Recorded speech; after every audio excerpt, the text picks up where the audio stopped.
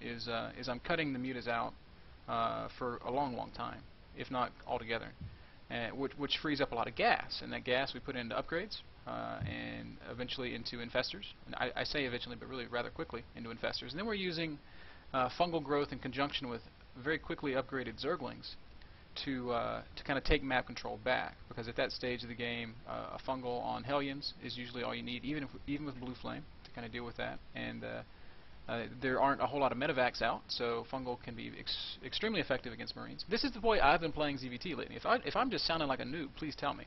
But I've had success with it. Well, how do you deal with it if the Terran is willing to just sit back, turtle up, go 3 factory tank, a little bit of drop harass? Because without the mutas, like fungal and infested Terrans, they can deal with drops okay, but it also means you need to spread out your infestors, leave them around the map, and each one's 150 gas, so you have to have 2 infestors sitting in your main, otherwise you lose drops. That's 300 gas investment that you're not using in the battle. Right, yes. And then you have to leave them around to defend expansions as well. Yes. And then on top of all that, tanks, it feels like a tank-heavy style just pretty much nullifies it, because all the wings, upgrades or not, will just evaporate as they run in. Yeah. The tanks outrange Neuroparasite and Fungal, and infestors are high target priority. So as long as they don't put their whole Marine army out 3 matrices in front of the tanks, I just feel that as long as they're willing to be careful and slow and tank-heavy, they're just going to kill you. I do feel like drops are a difficulty when playing infestors, and I would absolutely agree with you that a defensive Terran is more of a headache. Certainly, if a guy is going to be like, "LOL, I'm just going to attack you with bio," and then you fungal his stuff and he loses 30 Marines to 2 infestors, that's a free win. But you're right. If he does sit back, it complicates things. Absolutely, defending drops with infestors is certainly not as easy as defending drops with the mutas. And to that end, I say, we've been cutting out the mutas for a long time. If they're going to turtle, I would love to add a few to defend drop. But ultimately, I like to get a really fast hive and try to hit a good timing with fully upgraded ultras. I say a good timing. There's really no such thing in the case of the ultralisk, because they build so damn slow. Yeah. but the ultra sucks. Everybody says so, but with 5 armor and 3 attack, they're okay. And there's definitely a window you can hit before Terran gets critical, I think. But that's how I'm playing it, and I'll definitely try this at least one time tonight with LZ, so that you can kind of give me your first-hand impression. But I'm just trying to pick your brain about it, because I promised everybody that I would ask you. Yeah, back immediately before MLGDC, actually, when the 3-range Roach and everything, when ZvT felt almost unwinnable, that was back in the Reaper era too and stuff. I feel like mutilating Baneling is kind of like the straight-up way to play ZvT, but you can't really come back from a disadvantage too well with it. It's just kind of like I couldn't make anything happen with it. So I was experimenting with other styles. One of the big things I was doing a lot was just Ling Baneling Infestor into relatively quick Ultra Slit, actually having an army of like 10 to 12 infestors, just fungaling them all the way across the map, using infested Terrans to get tank bombs and stuff like that. So infestors, they are great units, and there could be some merit to that. I just feel that the muta is ultras are a huge investment. With 5-3 upgrades, I haven't really played. I didn't focus on double upgrades as much as I probably should have with that style. So maybe that helps. But I just feel that everything is going to be built around delaying until you get to that Ultra army, because obviously you're not going to be able to be aggressive with Ling Infestor or anything like that. So you're aiming for those Ultras. I just feel Ultras aren't really good enough to justify that. And whereas with mutas, you can actually force the game. You get a big flock of mutas, you can run in and actually kill stuff. If they try and move out and they don't leave 2 Thors and a bunch of turrets behind, you're going to do significant damage and still be back in time to defend. Okay. And that really allows, I just feel it gives me more control of the game, which is what absolutely necessary, because most of the time you're not actually going to be able to run in and kill the Terran, no matter what you're doing. Yeah. So the better way to play is to choke them out, just take complete map control, never let them do what they want to do. And I think that's what mutas allow. Yeah, but there could be some merit to the infestor. I would absolutely never disagree with what you're saying. There's no argument that mutas are fantastic. My biggest gripe against the muta is when you don't have top tier control. It's easy to screw up. Even if you just fly over 4 turrets, you're going to lose a couple.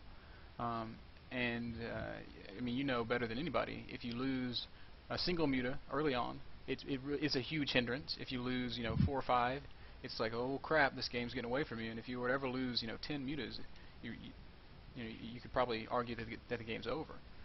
Yeah. They're really, they're fragile and they're important. And I don't feel that way about infestors. Obviously, infestors are fragile, but they're always with your army. But anyways, so it's one versus the other, and we'll definitely play with both styles here tonight, and we can get your take on my little build that I've been working on a lot, that I'm pretty happy with, and then LZ will probably just roll over me.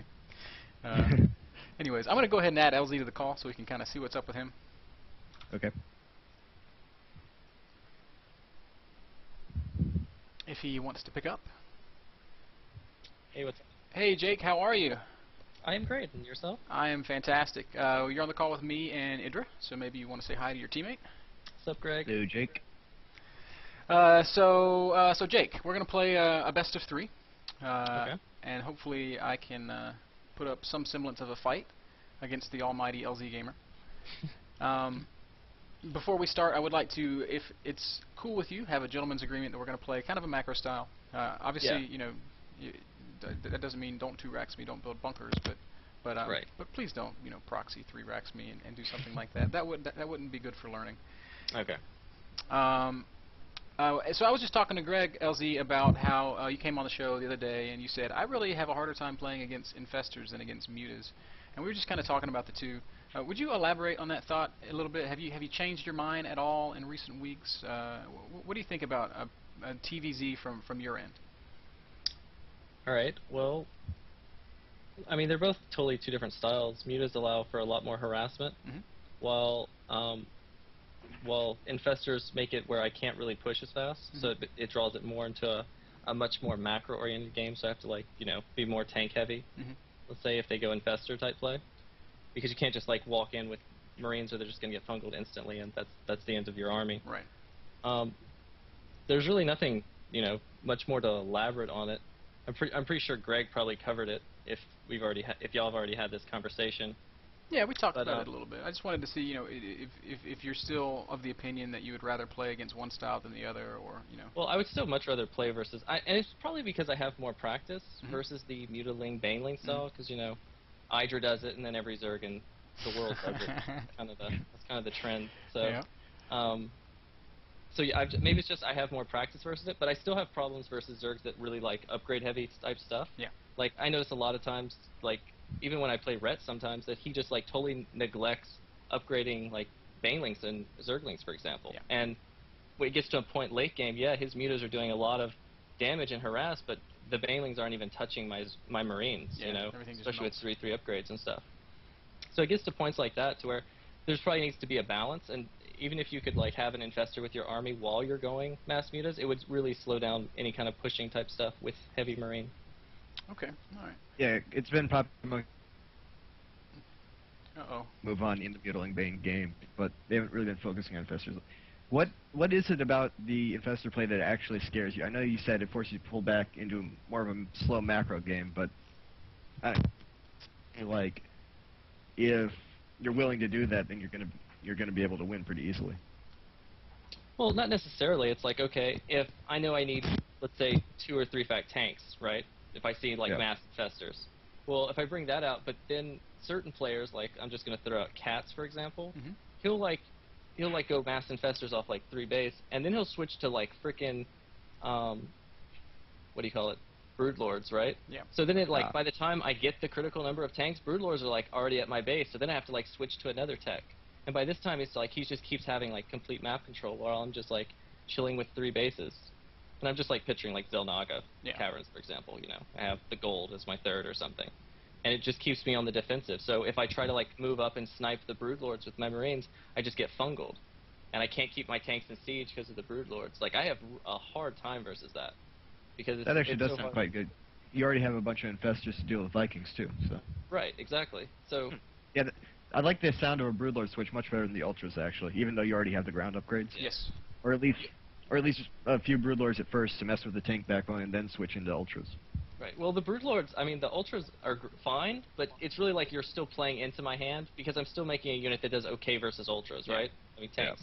So if I switch to 2 or 3 fact tanks, then sure, the ultras can tank a lot of the damage, and you can still win the battle with like good positioning, you know, good surround type stuff. But when you switch to Broodlords, it totally negates that whole factor. So it's like, I'm not even really sure what I should be doing at this point, you know? It's like I really need Zerg to mess up something because I feel like I'm just like, you know, pinned against the corner or pinned against the wall. Well, your problem is you didn't 2-racks in the beginning. Yeah. I didn't send all my SCVs. Didn't send enough SCVs, that's it. It's all about relying on the one mule at a time to come back. All right. Well, who knows? Maybe we'll be maybe we're on to something here. So if LZ, if you want to hop online, we'll get partied up. And Greg, I don't have you on my friends list, so I am incapable. I have you, so one sec. Oh, cool. Don't you feel special, Mr. Bitters? I do, man. I feel like so exclusive.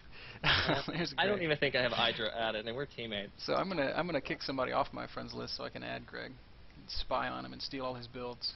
Because that's the cool thing to do, right? Yep. What? The first 8 minutes. Oh yeah. I've only been playing Protoss on the U.S. server so far, so that won't help you very much. Oh no! Gotta go back a long time to get Zerg. All right, so I will invite you to my party, and whenever Jake gets online, if he's not already, All right. we will add him as well, and we'll jump in and get a couple games down, and you know, same deal we did last night. We'll play best of 3, and hopefully I can. Well, either way, even if you 3-0 me, we'll play 3 games, and and then we'll let you and Greg play for a game or 2, depending on how much time we have, and then we'll just do some Q&A. There's LZ. Hello, sir. All right. Well, Jake, I'm gonna go ahead and hang up on you because I don't want you listening in on all of our talking is hard. That. I don't want you listening in on all of our top secret conversations and Zerg strategizing. Yeah. But please stick around when we finish up. I'll bring you back on and we'll do the Q&A, all 3 of us, and it'll be fun. And we'll pretend like you know, we're important and we know what we're talking about. Awesome. All right. Talk to you shortly, Jake. All right. Good luck. All right. Good luck to you. All right, Greg, so I'm going to go ahead and host on, I guess I'll start on Metalopolis, because I can't make Zelnaga right now, because I have 3 of us in a party. And I'm going to hope like hell that we don't get close positions, because I hate ZvT in close positions. Yeah, I know, right? That's the one game that I won last night, too. Yep. But again, Jeff did that totally. All right. Now, I am going to play this Infestor style for this first game, and you can tell me what you think. It's a build I've been working on quite a bit, and I think it's okay. You're opening hatch first with it? I'm going to try to, Okay. if he allows it. You get an extra 3rd queen or something, right? Because creep would be really important with that. Yes, and my creep spread, as you saw last night, is something that I probably really need to take like a week and just work on constantly. But you're right. I think that's really worth. It's something that's really worth just playing games with the sole focus of spreading creep. Like let everything else be secondary. Man, I totally agree with you. And it's funny because there was a point when I felt like I was doing a really good job of spreading that creep, and then StarCraft's a game. Even with StarCraft 2 having far easier mechanics than Brood War, is if you don't stay on top of stuff, it slips. You know. So. Yeah, definitely. Now, one thing I really like about this build, and you've kind of already touched on it a little bit, we're making mostly Zerglings and Infestors through the mid game, and that frees up a lot of money because that's a very cheap army. So, if we wanted to, we could literally pump queens nonstop. Do you get roaches or banelings or anything, or is it actually just purely Infestor? If I can get away with Pureling Infestor, I will. But if I have to add banelings because he's putting on a certain a lot of marine pressure, you know, I'll do that. If I have to add roaches because he's showing me a lot of Hellions, then I'll do that. You know, it's just, you know, typical reactive adapted stuff. But I have absolutely played games where I just make nothing but Infestors and Zerglings until I get Hive. You get to Hive check off 3 base? Ideally. Obviously 2 base Hive is going to be pretty shitty. Yeah. I'll be interested to see this. I kind of like the sounds of it. Especially with the Broodlords. There you go. You're going to go win a major tournament with my build, and you can thank me in the post-game interview. So he's not at 6 o'clock, so I'm going to pretend like maybe he's close, so I'm going to go 14 hatch. Is that something that you advocate? 14 hatch, I don't know. If I'm going to go ahead and hatch first expand, I usually just do 15 anyway. Yeah. Especially since you're going 14-14, that means your pool is going to be down a little bit later than if you went 15-14, actually. Because Really? it's a little less mining time.